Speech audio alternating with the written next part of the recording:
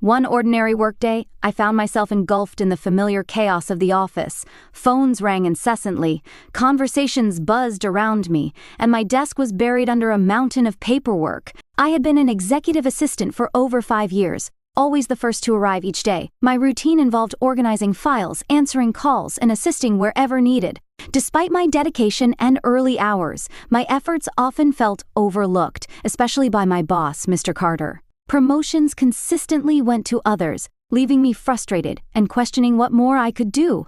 I held on to the belief that patience would eventually reward my hard work. Then, a flicker of hope emerged. A coveted position I had long desired opened up. A significant step up from my current role. I knew I was qualified. My experience, commitment, and reputation as one of the hardest workers in the office were well established. Yet a single obstacle loomed ahead, Mr. Carter. In his mid-40s, Mr. Carter always appeared impeccably dressed in tailored suits, exuding authority. His deep, smooth voice commanded attention, and his presence filled any room with confidence. Initially, his affirmations such as, "Sarah, you're the best assistant I've ever had," or, "I don't know how I'd manage without you," made me feel valued. However, my sense of unease began to grow as I noticed troubling behaviors. His gaze lingered on me a moment too long, and he often found reasons to visit my desk for tasks he could easily manage himself. When passing by, I felt the brush of his hand on my shoulder, a fleeting touch that made my pulse quicken. I dismissed these feelings as mere paranoia, but the frequency of these interactions left me unsettled. I was uncertain how to confront the situation without jeopardizing my job. One afternoon, after a particularly hectic day, I was called into Mr. Carter's office. My heart raced with a mix of dread and anticipation. Was this a reprimand for a mistake, or the long-awaited promotion? As I walked in, he stood by the large window overlooking the city's lively streets. He turned slowly, a polished smile on his face, and gestured for me to sit. "Sarah," he began, his voice smooth and steady, "you have shown exceptional commitment to your work," he continued. "You've been here longer than most, and it's time to discuss your career path." My excitement surged. This could be my moment. But as he spoke, I sensed an undercurrent in his tone that hinted at something beyond mere career advice. Though I tried to suppress my discomfort, I focused on his words. "In this business," he said, leaning forward, "it's not just about hard work, it's about building relationships and connecting with powerful people." I nodded, uncertain of his implications yet determined to listen. "I see great potential in you," he continued, his gaze piercing through the pretense. "You can rise far beyond what you envision." A flicker of hope ignited within me. But then he added, "Sometimes, to advance, you need to understand how all the pieces fit together and know when to adapt." Silence swallowed the room. The tension thickened as I struggled to articulate my thoughts. Mr. Carter rose from his desk and moved closer, my heart racing as he approached. "Sarah," he spoke softly, "I'm here to assist you in your promotion, but you need to promise me something." His hand rested on my shoulder, freezing me in place.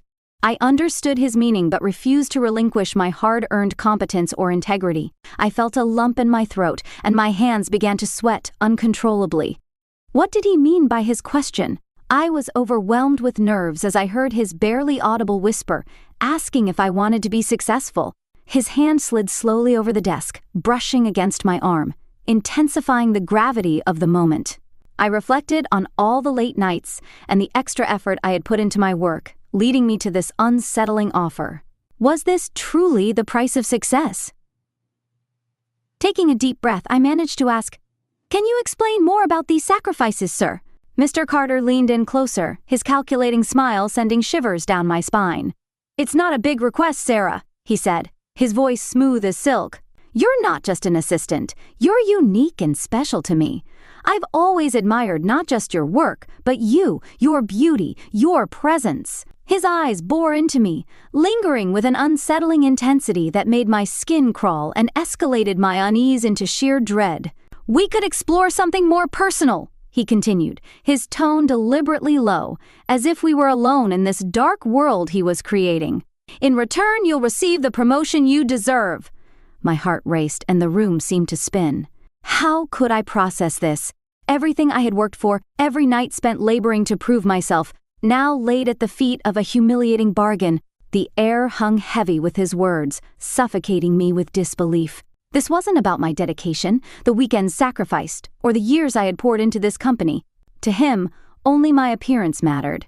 He was not offering a promotion as a reward for my hard work, but instead as a price for something I could never entertain. Memories flooded my mind, the family dinners I missed, the exhaustion I felt deep in my bones. Was this what it all added up to? Was this what climbing the corporate ladder in a place I cherished truly meant? Mr. Carter stepped closer, his smile predatory. "Sarah, you're young and single. No one needs to know. It'll be our little secret," he purred, his voice thick with malevolence. My breath hitched involuntarily, and the urge to scream, to throw his desk across the room or simply run, was overpowering, yet I felt glued to the spot. The walls of the office seemed to close in around me, his words echoing in the suffocating space. I had fought tooth and nail to prove my worth, to show I was capable, and here he was, reducing me to nothing more than an object. My hands shook with rage as I clenched them into fists, desperately seeking my voice. Pushing back my chair, I stood, legs trembling but defiant. "Mr. Carter, I'm not that kind of person. I've earned this," I declared, trying to project strength. "I won't take a promotion this way." Disappointment flashed across his face, but he quickly masked it. "You're not ready, Sarah. You're not willing to do what it takes. There's nothing wrong with what I'm offering." "It's an opportunity," he insisted, his voice dripping with false reassurance. His words loomed thick in the air, laden with threats unspoken. My heart raced, pounding furiously against my ribs as he painted an alluring yet twisted picture of the future I had always wanted. "Just imagine, Sarah," he murmured, locking eyes with me. "One decision, and your life changes. More money, more respect. Isn't that what you want?" My gaze dropped to the worn carpet, my mind a battlefield of conflicting thoughts. Part of me questioned if this was how the world worked, if success required such a heavy price. He seemed to sense my hesitation, his confidence growing as he murmured, "You deserve this, Sarah. Sometimes, to get what we want, we have to make compromises." His voice was like an insidious serpent, sweet yet poisonous. I felt ensnared in a web of his making, the weight of his proposition crushing me. Every instinct screamed for me to say no, to get up and leave, but his words held me back, wrapping around me like an inescapable net, tightening with every syllable. "You're smart. You're beautiful. And you have such a bright future ahead of you," Mr. Carter said smoothly. "This is just a step, a small favor to help you get where you've always wanted to be." My heart pounded as his words echoed in my mind. He made it sound so simple, so insignificant. The fear I felt earlier began to fade, replaced by the tantalizing thought of a better job. It all felt so close, like it was just one decision away. Finally, after what felt like an eternity, I gave in. My hands shook as I met his gaze, barely able to articulate my thoughts. "Okay," I whispered. His smile widened and satisfaction gleamed in his eyes. "Good choice, Sarah. You won't regret it." As I left his office, unease settled in my chest. I had said yes, but deep down, I wasn't sure if it was the right choice. Everything about it felt wrong, but I told myself this was just part of growing up and navigating life's complexities. I tried to rationalize away the discomfort, but it lingered like a dark cloud. I had made a choice, and now I had to live with it. Later that weekend, my phone rang. His voice was calm, almost unnervingly casual. "Sarah," he said, "I've booked a hotel room for us. Meet me there tomorrow evening. Dress casually and don't attract any attention." My heart sank as I held the phone to my ear, freezing in place as his words seeped in. Growing up, I had always been conservative, valuing my privacy and respect for my body. My parents had instilled strong principles in me, teaching me to protect myself, to stay true to who I was, and to never let anyone take advantage of me.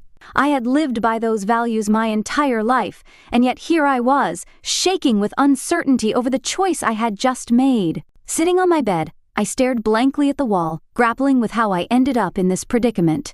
I had always believed that hard work and dedication would lead me to my goals. But now it seemed that wasn't enough. The promotion I had worked tirelessly for was within my grasp, but at a steep cost: my values, my dignity, and my sense of self. After hanging up, guilt washed over me.